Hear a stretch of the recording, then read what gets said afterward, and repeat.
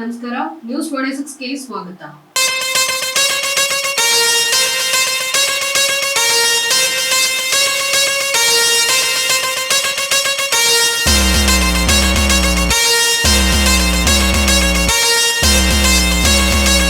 ವಿಕಸಿತ ಭಾರತಕ್ಕಾಗಿ ಮೋದಿಜಿ ಶ್ರಮ.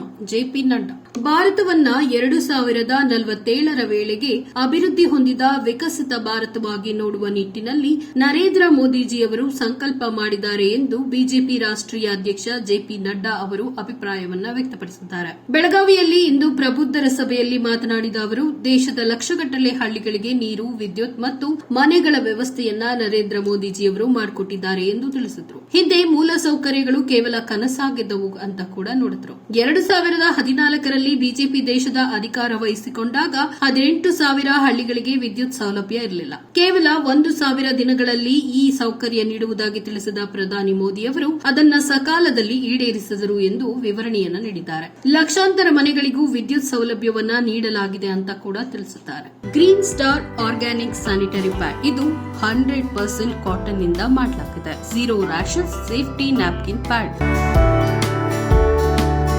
ಈ ಪ್ರಾಡಕ್ಟ್ 100% ನಿಮ್ಗೆ ಫ್ರೀ ಆಗಿ ಸಿಗುತ್ತೆ. ಹೇಗೆ ಅಂತೀರಾ? ಅದರಲ್ಲಿ ಫ್ರೀ ಕೂಪನ್ ಇದೆ. ಹಾಗಾಗಿ ಯಾಕೆ ತಡ ಮಾಡ್ತಾ ಇದ್ದೀರಾ? ಬೇಗ ಹೋಗಿ ಖರೀದಿಸಿ ಮತ್ತು ನಿಮ್ಮ ಪ್ರಾಡಕ್ಟ್ ಅನ್ನ ಫ್ರೀ ಆಗಿ ಪಡೆಯಿರಿ. ಈ ಪ್ರಾಡಕ್ಟ್ ಅನ್ನ ಖರೀದಿಸಲು ಈ ನಂಬರ್ಗೆ ಕರೆ ಮಾಡಿ 7996827256 79968272256.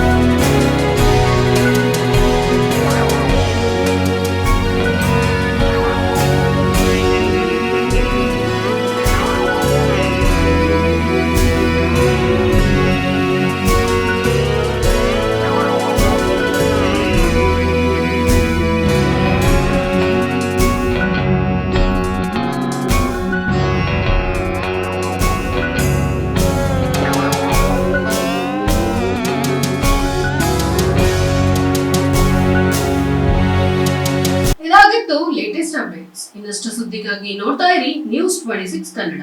ನಾವು ನಿಮ್ಮೊಂದಿಗೆ.